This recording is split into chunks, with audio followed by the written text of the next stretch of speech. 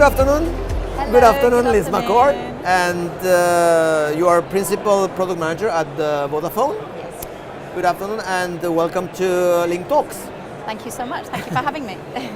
Liz, first question is about telecom operators and Vodafone. Telecom operators have always been instrumental when it comes to developing new digital products and services.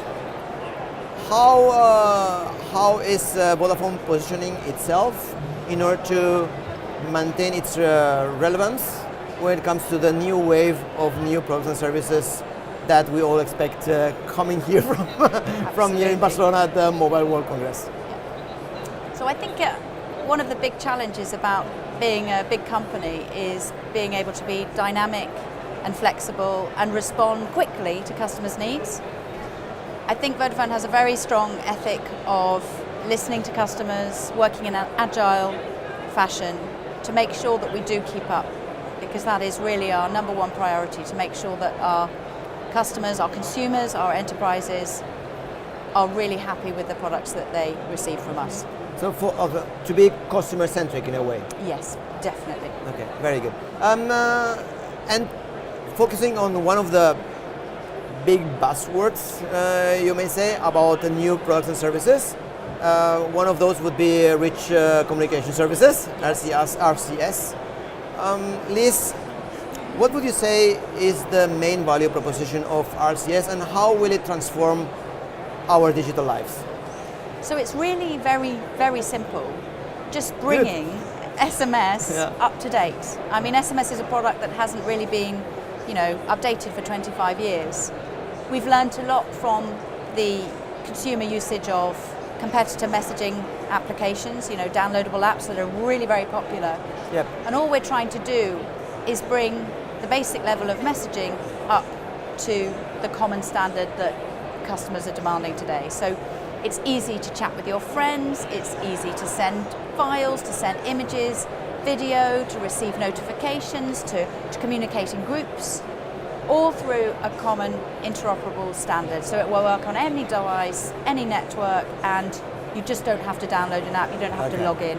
It's just there, it just works. Right. How can brands, for example, use RCS in order to communicate with their customers and enhance the customer experience? So the latest version of this interoperable standard, aligned by the GSMA, supports many chatbot features. So that, for example, chatbots. So we call the interactions with the brands chatbots, really, because although the interface might be very simple, it's an interactive and rich way of communicating with the brand. And some of the features that we have in the latest version of the standard include brand verification. So when I receive a message from Virgin Trains, I see that it's verified by Vodafone, because Vodafone has gone to that step of checking that Virgin Trains is indeed who they say they are, and can therefore be allowed to send messages on our network. Also rich cards and carousels, so that lovely UX you see with in a graphical format that you can swipe through and select buttons. Yeah. Just so much easier than typing. Not particularly revolutionary, but something we're used to doing on our laptops. Touchscreen, iPads, things like that.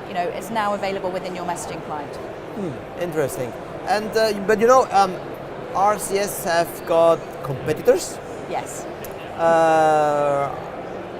How do you see RCS competing with, for example, iMessage from Apple, or WhatsApp, or all these other services that are out there?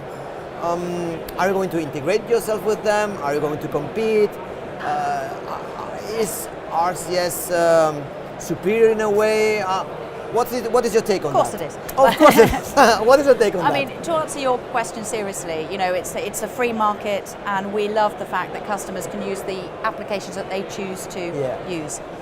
I think it's interesting that you cite iMessage. iMessage, fantastic, and we would never try to compete with iMessage, but it is an Apple-only product at the moment. So if you're talking to friends on different devices, you won't get the same feature set.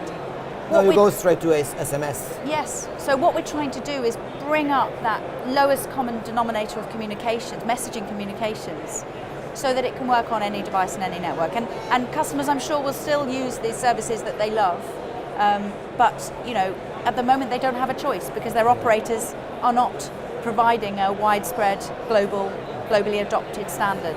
So this is what we hope RCS will achieve. Very interesting what you said about bots and integrating the bot technology with RCS. I'm thinking about taking it one step farther, and I'm thinking about digital assistants. Absolutely. I'm thinking about Alexa, I'm thinking about Google Assistant, Siri. Yes. How do you see RCS integrated or not as a part of the ecosystems that already exist? Excellent question. I think. Thank you. Yeah, no, it's one I'm really particularly interested in because RCS in itself is an enabler. So really, all of those things that you mentioned can operate over RCS, and all of our own services within Vodafone will use RCS as a channel, as they use other communication means as well. We have our own chatbot called Toby in Vodafone, with whom you can discuss from a web client. You will shortly be able to discuss as well using RCS, of course. So everywhere the customer goes, the products will follow, and RCS is one of those places in the native messaging app where the customer will spend some of his time.